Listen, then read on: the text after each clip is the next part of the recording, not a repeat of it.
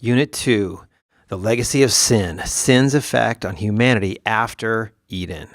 So we left off, things are not good, right? We talked about now sin has entered the picture. It has separated God from man. And one of the things we looked at last time was the results of sin in us. Now, this isn't all fully present right here. This is kind of in total from the biblical picture. What has sin done to people, right? We know that we have offended God's character.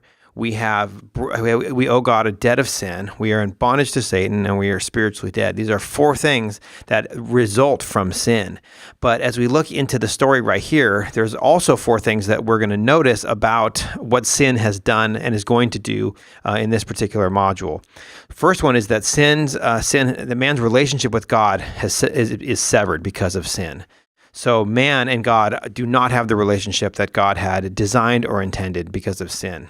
The second one is that man's relationships with each other are now warped. We're going to see that throughout pretty much the rest of the Bible, but we're going to see it right here. It's very soon, immediately after they leave the garden, we're going to see man's relationships start to go sour. Man's relationship with creation is also compromised. That's another thing that we see, and we learn in Romans later, is that the creation, it yearns to be redeemed just like man is. So man's relationship with creation is also compromised. And number 4 is that man's individual souls are corrupt. So sin has entered the picture and has changed everything. So like I said, things are not good.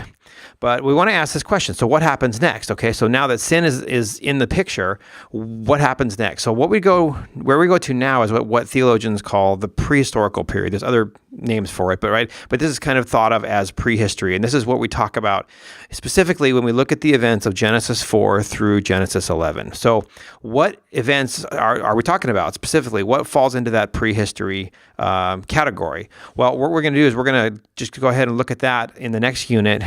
Take a look and kind of an overview of all the events that are in that prehistorical period of Genesis 4 through 11. So join me in Unit 3.